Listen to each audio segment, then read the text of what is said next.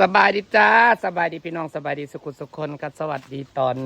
9 โมงเช้านะคะพี่น้องโหดพักโคตรต้นไม้เขาสิมาเก็บเห็ดเพืองพี่น้องออกซุมือออกเมื่อวานนี่กลับมาจากบ้านอำมาลาแต่ค่ำเลยไม่ได้ถ่ายคลิปมันค่ำกลับมาหอดนี่ก็มืดเก็บได้จนพอแกงพี่น้องแต่มือนี่ออกอีกแล้วจ้าแต่ถ้าหดน้ำบ่เทิงปันไดได้นี่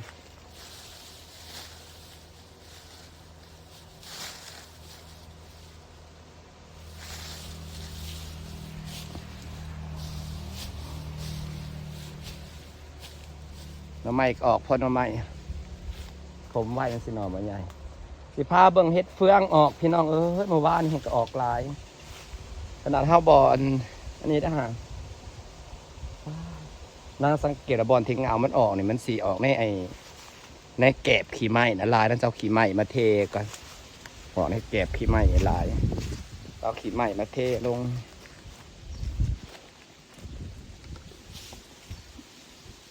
สร้างแต่ไก่ลายไก่เขียโอ้โหข่อยกำลังดกกำลังงามทั้งเบิดลายงาขักพี่น้องออกมาขักก็จะงาหดหูแล้วก็จะสิไปหดโอ้ยแดดฮ้อนไว้พาไปเบิ่งเห็ดเฟืองพาพี่น้องเบิ่งเห็ดเฟืองก่อนหน่อไม้ก็เริ่มออกหลายเลยนะพี่น้องเอ้ยพามาดูเห็ดเฟืองจ้า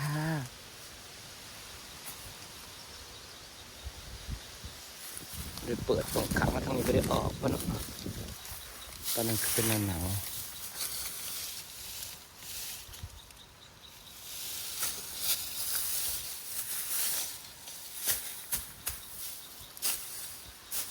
ถมไว้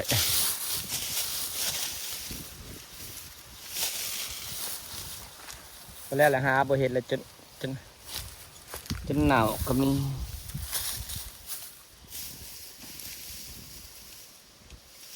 เอาขี้จะเอาขี้ใหม่มาเทลงอีกก่อนนะ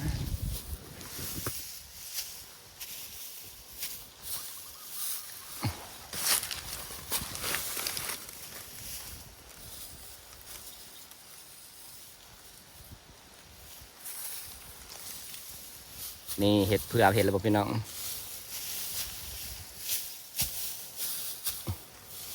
ออกลายเมื่อวานเนี่ยจุดพ่อแกงเมื่อวานได้เก็บ2 จุ่มละ5 ดอกจุ่มแบบนี้เลยจุ่มนี่นะทั้งเบิดนี่พี่น้องจุ่มละ4 ดอกงามดอกนะใหญ่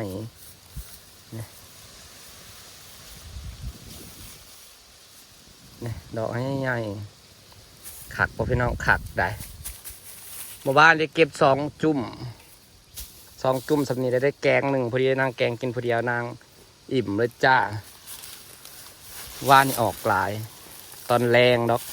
กลางเวทมันห้อนมันอ้าวแล้วมันก็ออกนะพี่น้องแต่นางสังเกตแล้วเหงามันเนี่ยแล้วมันออกดอกงามดอกใหญ่งามขนาด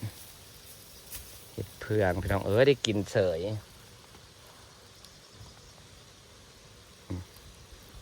ดอกงามไปเลยจ้าหาเบิ่งอีกก็เมื่อวานเบิ่งคือวางนั่นมันออกนะเดี๋ยวนี่กำลังเป็นหนาวนี่มืออื่นออกแค่เด็ดนี่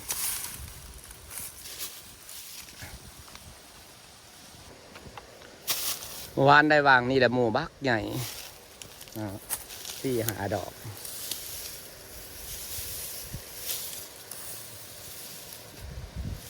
เริ่มออกแล้วพี่น้องเริ่มออกแล้วจ้าอันนี้บ่มีบอกค่ะบางเห็ดเพื่อนก็ได้พอแกงอีกจ้าบ้านได้ขึ้นมาแล้วพี่น้องมันขึ้นมาพอแหละเอาไปหดน้ำไปหลายก่อนจ้าจะหาเบิ่งบอกมันสิตุงแปลกๆกัน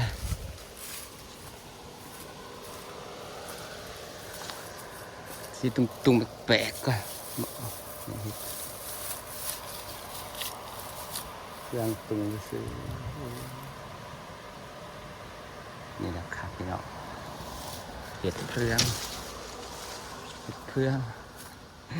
ได้กินเฉยปลูกเล่นๆก็ได้กินเฉยจ้า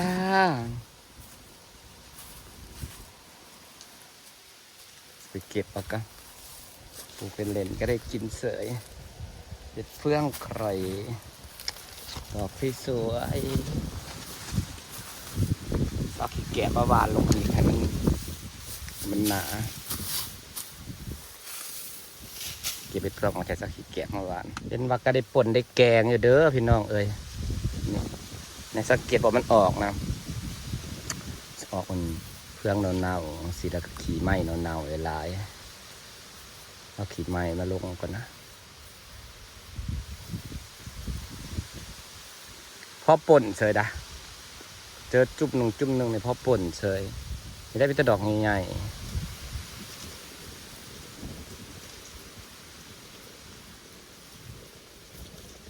เก็บแต่ดอกใหญ่ก่อนนะดอกหน่อยปะไว้มันออกก่อนเอาไว้มันใหญ่ก่อนกดน้ำแยงมันใหญ่จากพอป่นเอาไปใส่กันแมลงมันพอป่นนี่2 ดอกใหญ่นี่ดอกใหญ่แห้งเฮ็ดนะดอกใหญ่แห้งพี่น้อง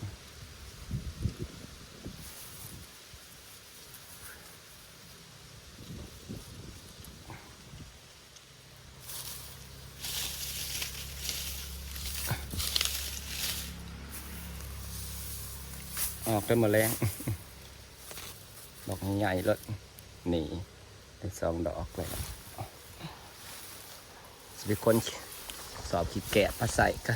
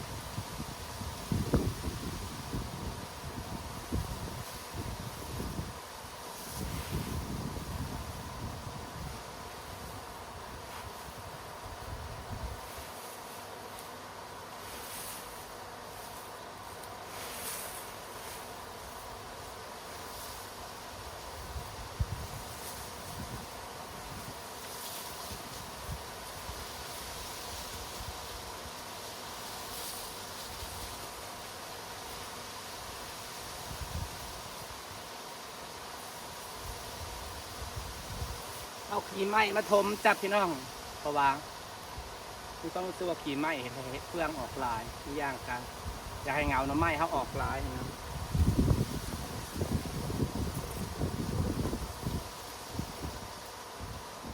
หาขี้ไม้สันอีกเด้ใครมีขี้ไม้เด้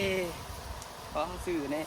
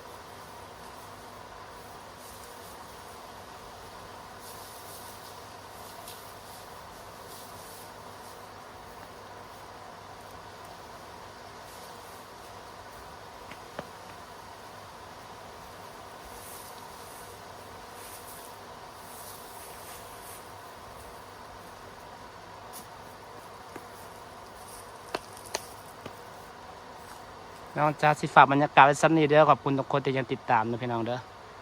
อเทขี่ไม้ต่อกัน